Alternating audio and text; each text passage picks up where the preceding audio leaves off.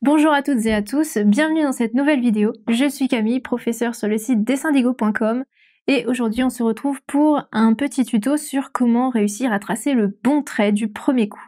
Alors déjà je vais faire une petite différence entre le dessin traditionnel, donc sur papier, voilà, et le dessin en digital.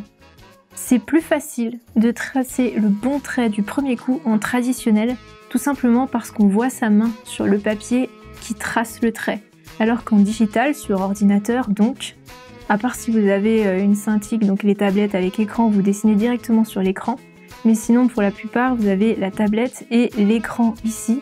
Vous avez la souris sur l'écran, mais votre main, elle est là. Ça peut être extrêmement perturbant et c'est extrêmement difficile de faire tout de suite le bon trait. C'est pour ça que la fonction annuler est tellement pratique sur les logiciels. Ça nous sauve la vie clairement, alors qu'en traditionnel on n'a pas besoin, on y arrive beaucoup plus facilement. Aujourd'hui je vais vous faire le tuto pour la version traditionnelle on verra peut-être pour une version digitale si vous voulez une prochaine fois. Donc la plupart du temps quand on est débutant on cherche énormément ses traits et on fait des traits dits poilus, c'est-à-dire des traits qui ressemblent un peu à ça. Ça fait une jolie courbe, je vous ai fait une jolie courbe, mais on voit que j'ai cherché et que du coup ça fait des petites pétouilles à droite à gauche, c'est pas très propre. Alors que je pense que la plupart d'entre vous cherchez plutôt à faire un truc comme ça, qui est beaucoup plus propre. Pour ça, il y a différentes possibilités. Alors la première, c'est qu'une fois que vous avez fait votre trait un peu tout moche, vous utilisez mon outil favori dont je vous ai déjà parlé dans plein de vidéos, dans plein de tutos, dans plein d'articles, c'est la gomme mie de pain. Voilà, si vous ne connaissez pas, c'est une gomme comme ça qui est toute molle. Ça ressemble un peu à de la pâte à fixe. Vous trouvez ça super facilement un peu partout.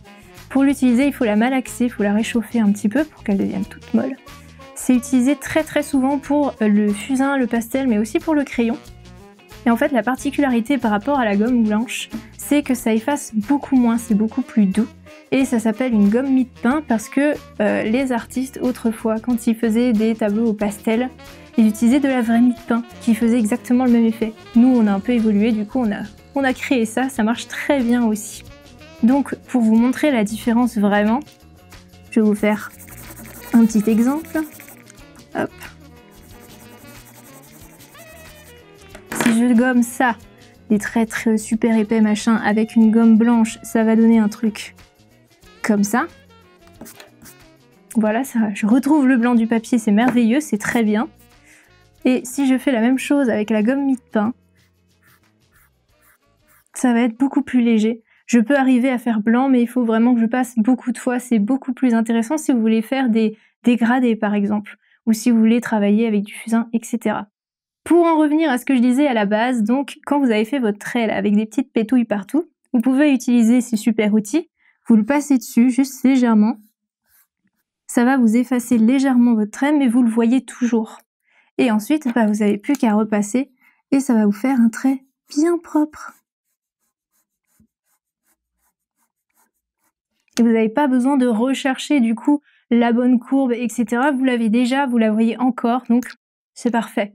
La deuxième méthode, c'est la patience.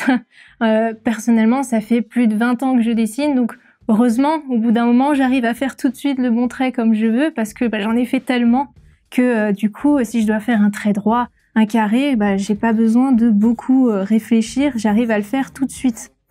À peu près droit, à peu près parfait, pareil pour un cercle, etc. J'ai pas besoin de trop m'ennuyer, alors que pour beaucoup de débutants, ils vont vraiment beaucoup chercher. Donc ça, vous avez pas mal d'exercices, justement, vous pouvez faire des lignes droites. C'est super dur de faire une ligne droite sans règle, donc vous pouvez chercher la méthode qui vous va le mieux.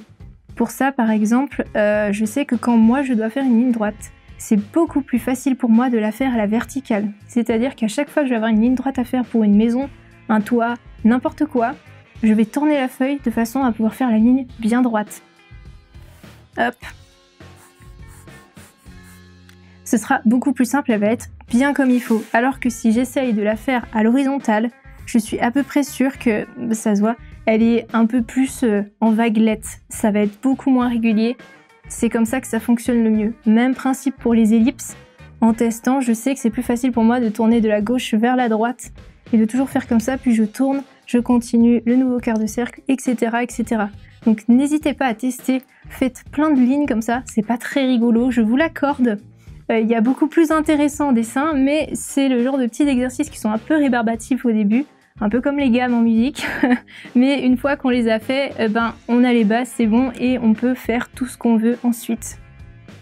Et puis, après c'est la patience, hein, ça viendra naturellement avec le temps et avec la pratique. Voilà, du coup j'espère que ce petit tuto vous aura aidé à vous améliorer au niveau des traits du dessin. En attendant, on se retrouve très prochainement pour une prochaine vidéo. Vous avez tout un tas d'articles et de vidéos disponibles sur le site dessindigo.com, vous aurez toutes les infos disponibles en barre d'infos, et puis, dessinez bien. Bye bye!